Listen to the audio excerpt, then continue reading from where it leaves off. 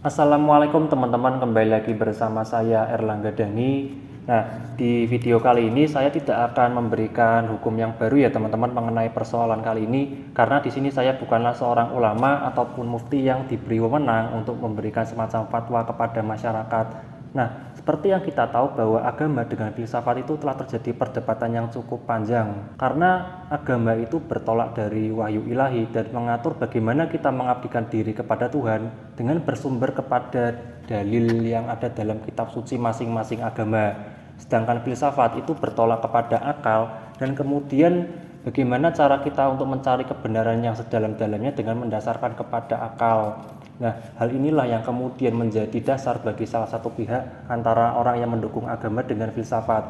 Orang-orang yang agamanya keterlaluan misalkan menganggap bahwa filsafat itu haram dan menjerumuskan akidah manusia, sedangkan orang yang filsafatnya keterlaluan menganggap bahwa agama itu cacat pikir ataupun dogma. Nah, disinilah kemudian pokok bahasan kali ini.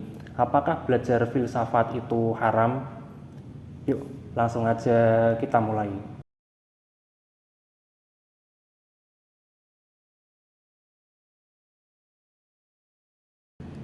Teman-teman, kita mulai dari apa itu filsafat. Nah, filsafat itu berasal dari bahasa Yunani, yaitu filosofia, yang merupakan gabungan dari dua kata, yaitu philos dan sophos, yang artinya adalah cinta akan kebijaksanaan. Artinya, orang yang belajar filsafat itu menjadikan cara berpikirnya semakin bijaksana dan tanpa tendensi apapun. Dan filsafat itu menjadikan ilmu pengetahuan semakin mendalam, karena dasar daripada filsafat itu adalah sikap skeptis. Yang inilah yang kemudian menjadi karakteristik dari masyarakat Yunani kuno. Orang-orang Yunani kuno itu mengartikan skeptis dengan menyelidiki, sedangkan orang-orang di masa modern itu mengartikan skeptis dengan ragu.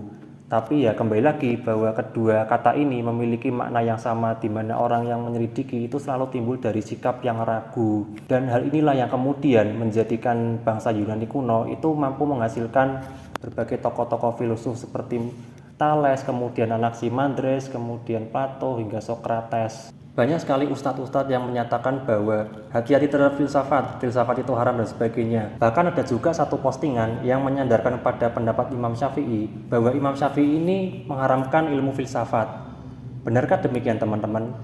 Ternyata setelah kami cek dalam redaksi langsungnya di dalam kitab karya Imam Adz-Dzahabi yang berjudul Syiar A'laman Nubala di juz 10, tepat di halaman 28, dengan mengutip pernyataan Imam Syafi'i, beliau menuliskan wala tastaghilu bil kalami fa ini qad atlaqtu min ahlil kalami ala ta'tili, yang artinya janganlah kamu menyibukkan diri dengan ilmu kalam, karena aku telah mengamati ahlul ilmu kalam, mereka melakukan taktil. Jadi taktil sini adalah menolak sifat Allah ya teman-teman. Nah, informasi yang menyatakan bahwa Imam Syafi'i itu mengharamkan ilmu filsafat tidaklah benar. Karena sesuai dengan redaksi langsungnya, yang dimaksud adalah Imam Syafi'i ini melarang untuk menyibukkan diri dengan ilmu kalam, bukan ilmu filsafat. Tapi konteksnya di sini bukan berarti bahwa Imam Syafi'i ini melarang untuk belajar ilmu kalam ya teman-teman. Ilmu kalam ini adalah ilmu ketuhanan dan bertujuan untuk memperkuat akidah manusia. Dan di masa itu banyak sekali tokoh-tokoh muslim yang merupakan ahli dalam ilmu kalam ini mencampur adukan antara ilmu kalam dengan ajaran dari filsafat Yunani, yang dimana itu justru malah bertentangan dengan prinsip ketuhanan dalam Islam. Dan mereka itu bahkan sampai menolak sifat-sifat Allah secara maknawi dan bahkan juga menganggap Al-Quran ini sebagai makhluk. Dan uniknya, mereka yang mencampur adukan antara ilmu kalam dengan filsafat Yunani ini adalah tokoh-tokoh aliran Mu'tazilah. Dan mereka ini lebih cenderung untuk mengedepankan pendapatnya dengan rasio atau akal daripada ilmu-ilmu lain dalam menafsirkan dalil-dalil Al-Quran dan hadis.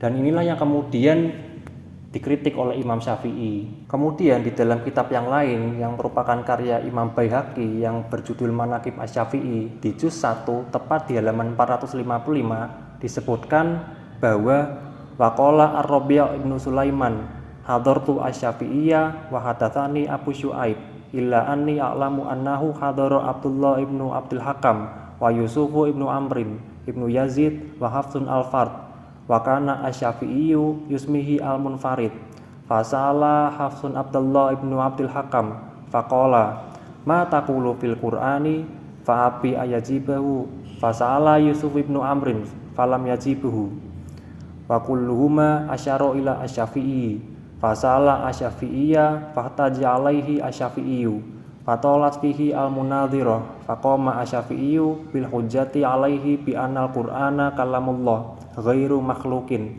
wa kafara Hafsan al-Fard qala ar-Rabi' falaqitu Hafsan al-Fard bil masjidi ba'du faqala arada asyafi'iyu qatali. Ceritanya ini Arabi bin Sulaiman ini berkata kalau waktu itu beliau ini menghadiri majelisnya Imam Syafi'i dan Abu Syuaib ini cerita kepada Arabi bin Sulaiman dan hanya saja Arabi bin Sulaiman ini tahu bahwa di situ telah hadir Abdullah bin Abdul Hakam, kemudian Yusuf bin Amr bin Yazid dan juga Hafs al-Fard. Nah, Imam Syafi'i ini menamakan Hafs al-Fard dengan sebutan al-Munfarid yang artinya suka nyeleneh. Dan di situ Hafs al-Fard ini bertanya kepada Abdullah bin Abdul Hakam, "Bagaimana pendapat Anda tentang Al-Qur'an?" Dan Abdullah tidak mau menjawabnya. Kemudian Hafs al-Fard ini giliran bertanya kepada Yusuf bin Amr dan ternyata Yusuf juga gak mau menjawabnya. Dan keduanya lalu mengisyaratkan kepada Imam Syafi'i. Dan kemudian Hafs al-Fard ini gantian bertanya kepada Imam Syafi'i. Dan lalu Imam Syafi'i ini ceritanya mematahkan hujahnya Hafs al-Fard dan di situ terjadi perdebatan yang cukup panjang ya teman-teman. Dan pada akhirnya perdebatan itu dimenangkan oleh Imam Syafi'i dengan menyatakan bahwa Al-Quran itu adalah kalamullah, bukan makhluk. Dan bahkan Imam Syafi'i ini mengkafirkan Hafs al-Fard. Dan kemudian Arabi bin Sulaiman ini berkata, lalu aku bertemu Hafs itu di masjid. Dan kemudian beliau berkata, Imam Syafi'i hendak membunuhku. Perlu diketahui ya teman-teman bahwasanya Hafs al-Fard ini merupakan tokoh penganut aliran Mu'tazilah. Dan memang kemunculan aliran Mu'tazilah ini terjadi perbedaan pendapat. Tetapi di sini saya akan mendasarkan pada pendapat yang menyatakan bahwa ketika itu ada seorang murid dari Hasan al-Basri yang menanyakan di dalam majelisnya itu mengenai status orang mukmin yang berdosa besar. Apakah orang itu masih dalam kategori mukmin ataukah kafir? Nah, kemudian Hasan al-Basri ini bingung menjawabnya.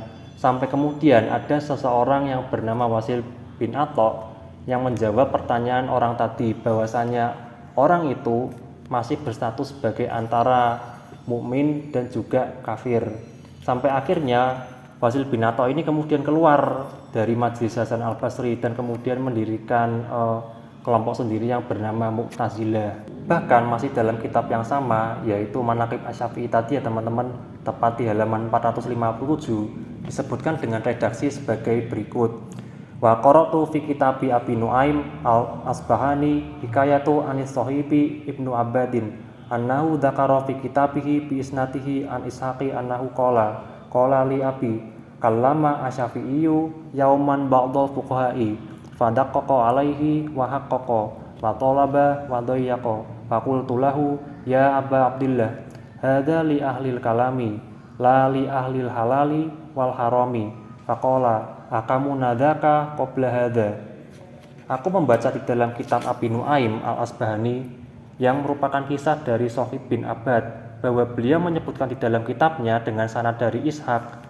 Beliau mengatakan, ayahku mengatakan kepadaku, Imam Syafi'i mengatakan hari ini kepada sebagian ahli fikih, lalu beliau merincinya, mendalaminya, menuntut dan mempersempit bahasan. Dan kemudian aku mengatakan kepada beliau, yaitu Imam Syafi'i ya teman-teman, ya Abu Abdillah, ini adalah metodenya digunakan oleh orang ahli kalam, bukan yang digunakan oleh para ahli fikih yang menyebutkan haram dan halal. Lalu Imam Syafi'i ini menjawab, kami sudah menguasai ilmu kalam sebelum ilmu fikih. Lah ini ya teman-teman, Imam Syafi'i saja sebelum memusatkan fokusnya pada ilmu fikih, beliau ini bahkan belajar ilmu kalam. Bagaimana mungkin seorang Imam Syafi'i yang merupakan haus terhadap ilmu ini membenci suatu ilmu tertentu? Apalagi Imam Syafi'i ini bisa mematahkan hujah seorang Hafs al-Fard yang merupakan tokoh ahli ilmu kalam. Bagaimana mungkin Imam Syafi'i bisa mematahkan hujahnya tanpa ilmu kalam? Memang seperti kita-kita yang berdebat tanpa ilmu. Lalu ada kok yang belajar ilmu filsafat lalu jadi ateis. Gini ya teman-teman, ketika kita ingin membunuh suatu tikus dalam suatu lumbung, kita tidak bisa membakar lumbung itu sekaligus. Caranya kita cari tikus itu dalam lumbung itu lalu kita bunuh. Dan ilmu itu bebas nilai. tidak bisa dihukumi halal ataupun haram, tergantung bagaimana kita memanfaatkan ilmu itu. Seperti contoh lain misalkan ilmu nuklir. Kalau misalkan kita gunakan ilmu nuklir itu untuk membuat suatu bom atom, kemudian ingin menghancurkan peradaban manusia, ya jelas tidak diperbolehkan ya. Kalau misalkan kita gunakan ilmu nuklir itu untuk membuat suatu penerangan bagi penduduk tertentu, ya itu sudah diperbolehkan. Nah, sekian video dari saya, semoga video saya ini bermanfaat bagi teman-teman. Sekian, wassalamualaikum warahmatullahi wabarakatuh.